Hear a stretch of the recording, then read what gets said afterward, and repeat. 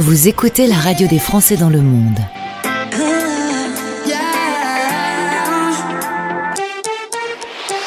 Le podcast. Grâce à ce partenariat avec la FIAF, je voyage dans le monde. Cette fois-ci, on va pas très loin. 2 heures en avion, 1 heure de Nice seulement. On part au Maghreb. On va se retrouver avec Ludovic Bernard Manusset. On est à Tunis et c'est Tunis Accueil. Bonjour Ludo. Bonjour Gauthier. Je me permets de t'appeler Ludo, hein, c'est un classique. Tu peux, bien sûr. Tu es originaire de Bordeaux, une famille de restaurateurs. C'est là-bas que tu vas grandir et faire tes études. Mais on va l'entendre, il y a un truc pour toi lorsque tu peux glisser, que ça soit sur la neige ou sur l'eau, t'aimes glisser. C'est vrai, tu sais, quand on habite Bordeaux, et moi je suis originaire donc de cette magnifique ville, mais aussi d'un petit village dans le Médoc. On est au bord de l'océan Atlantique, donc forcément tu es obligé de surfer. Et on n'est pas loin de l'Espagne, tu es obligé de skier aussi. Donc effectivement, la glisse fait partie de ma vie. Et après, une bonne bouffe. Sud-ouest, hein. C'est la base. C'est pas gras le confit. Tu vas devenir chasseur alpin. T'es basé à Grenoble, mais tu vas faire beaucoup de missions en Afrique. Qu'est-ce que fait le chasseur alpin un peu dans ces missions? C'est du maintien de l'ordre, c'est essentiellement ça, et des petites missions, voilà. Ensuite, tu reviens, tu vas bosser en station de ski. Cette fois-ci, tu es en Suisse. Puis, changement de décor, le Sénégal, où tu vas ouvrir un surf camp. C'est une sorte d'hôtel pour les surfeurs. Voilà, des vagues magnifiques au Sénégal, des gens adorables, un coût de la vie dérisoire. Et donc, je me suis posé pendant 5 années là-bas à accueillir des surfeurs un peu de toute l'Europe et dans des conditions franchement de rêve. Bon, ça continue par le rêve aussi, parce que Bali, on va dire, c'est pas la pire destination. Te voilà en Indonésie pendant 10 ans. Là aussi, tu surfes pas mal. Oui, ça fait partie des plus belles vagues au monde, Bali, avec Uluwatu, Padang Padang, tu vois, des spots comme ça qui vont parler aux surfeurs qui écoutent. Et pareil, là, alors c'est complètement différent de l'Afrique noire, hein, mais Bali, si tu veux, c'est une île hindouiste et animiste au milieu du plus grand pays musulman au monde.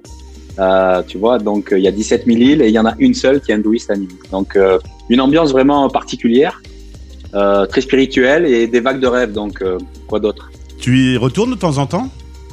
J'y suis retourné, ouais. Alors le problème quand tu retournes dans des endroits comme ça des années après, c'est que tu fais un peu ton vieux, alors pas con, mais ton ancien combattant. Tu sais, c'était mieux avant.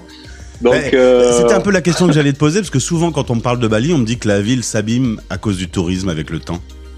Mais bien sûr, c'est une petite île, il n'y a pas d'usine de retraitement des eaux, de traitement des déchets, donc effectivement, mais même les balinais, tu vois, ils jettent tout dans la rivière et ça disparaît, donc maintenant c'est devenu une vraie décharge, tu vois. Donc, alors c'est vrai que quand tu découvres pour la première fois Bali, si tu fais que les beaux hôtels et les plages de rêve, tu vas dire Bali c'est magnifique. Si tu creuses un peu, non, du coup ça l'est moins. Mais je veux pas dégoûter ceux qui vont le découvrir. Ensuite c'est le retour en France, et là il y a un mariage. Ta femme est basque, vous allez avoir des enfants, et justement ta femme a une possibilité de travailler à Tunis en 2011, un mois après la Révolution. Excellent choix. Exactement. Alors il faut savoir que on avait nos billets d'avion pour le 14 janvier. Le 14 janvier, c'est le jour où l'ancien dictateur Ben Ali s'est enfui, et donc forcément les aéroports étaient fermés. Et oui. Et donc on n'a pas pu venir. On a repoussé d'1 mois. On est arrivé en février 2011 avec des militaires partout, des chars d'assaut dans toutes les rues. C'était assez particulier comme ambiance. Drôle d'ambiance. Mais finalement, on était les bienvenus parce qu'il y avait pratiquement plus d'étrangers. Et on a pu s'installer en Tunisie, et nos 2 filles ont de suite aimé ce pays. Nous aussi, et du coup, on s'est installé en famille, et moi j'ai fait des allers-retours pendant 5-6 ans puisque j'avais mes affaires en France. Tu finis par vendre tes 2 restaurants justement et rejoindre toute la famille, le soleil et la présidence de Tunis Accueil. Monsieur le Président, félicitations. Oui, merci. Écoute, élu en 2019, une très très belle découverte que cette association. Et je tiens là à remercier aussi Corinne Levé et tout son bureau, parce que c'est grâce à l'esprit et l'énergie qu'elle insuffle que que nous nous sentons aussi bien dans notre rôle de président ou présidente, hein, parce qu'il y a très peu d'hommes en fait finalement. Et donc très belle association en Tunisie qui a 22 ans maintenant, qui compte à peu près 170 familles, entre 170 et 200 familles tous les ans. Donc ça fait entre 600 et 1000 personnes chaque année, tu vois, qui découvrent un renouvellement d'un tiers des expatriés ici en Tunisie. Annuel, donc une belle asso avec une quinzaine de nationalités différentes, pas que des francophones mais des francophiles aussi, et la chose qui nous rassemble c'est l'amour de la France, l'amour de la langue française, et on peut se retrouver en soirée de vin et fromage parce que la culture française nous rassemble, tu vois, donc c'est forcément il y a même du vin souvent. C'est le vin, hein. Ouais, c'est ça, vin et fromage. Ouais. Voilà, c'est le vin et la bouffe. C'est un ancien protectorat français. La langue française est partout en Tunisie. Elle est partout, oui, tout le monde parle français. Alors c'est vrai que pour ceux qui font une première expatriation en Tunisie, franchement c'est hyper facile, tout le monde parle français, il fait beau, les gens sont adorables, on mange très bien, on vit au bord de la mer Méditerranée. Donc vraiment, pour tous les gens que je rencontre, dont c'est la première expatriation, ça se passe à chaque fois de manière exceptionnelle, encore plus avec Tunis Accueil, puisque comme tu le sais, comme le nom l'indique, hein, notre rôle premier c'est d'accueillir les gens, de leur faire découvrir le pays par des sorties culturelles, mais aussi par des soirées où on a des gens dans notre asso, aussi bien des retraités que des diplomates, des hauts fonctionnaires ici qui ouvrent leur maison et qui nous reçoivent. On fait de belles soirées, de belles rencontres. Donc c'est découvrir le pays et se créer aussi un réseau social, amical et parfois professionnel aussi, bien sûr. On estime entre 25 000 et 30 000 Français sur la Tunisie, dont 67% sont des binationaux. On parle souvent des retraités qui vont faire leur retraite au soleil. Ils sont où en Tunisie ? Ils sont essentiellement, les petits malins, ils sont essentiellement dans les stations balnéaires. Hein. Ils ont bien raison. Ouais. Donc à Mamet, et puis beaucoup à Djerba, et j'en profite pour saluer aussi l'arrivée de Djerba Accueil dans la FIAF, donc qui ont créé leur association il y a très peu de temps, et je t'invite à les contacter aussi parce qu'ils t'en parleront beaucoup mieux que moi. Mais voilà, nos retraités sont essentiellement à Mamet et Djerba. J'irai à Djerba prochainement. Un petit mot sur la vie au quotidien en Tunisie et à Tunis en particulier, par exemple le coût de la vie. Le coût de la vie forcément beaucoup moins cher qu'en Europe, et même si la vie augmente chaque année, mais c'est l'inflation normale, la vie est douce et peu chère pour nous expatriés ici, bien sûr. Voilà. Et c'est soleil toute l'année. C'est une des capitales les moins chères du monde, hein, pour les étrangers. Et donc soleil toute l'année. Pratiquement, ouais. Là, aujourd'hui, on est quoi ? On est le 12 décembre, il fait 22 degrés, là. Ouais, ça va. La vie culturelle, est-ce que vous avez de quoi sortir, vous amuser et découvrir des choses ? Bien sûr, il y a une vie très dynamique. Même si j'aimerais que ça soit plus. Nous, avec Tunis Accueil, on essaie de faire venir des artistes. On a fait venir...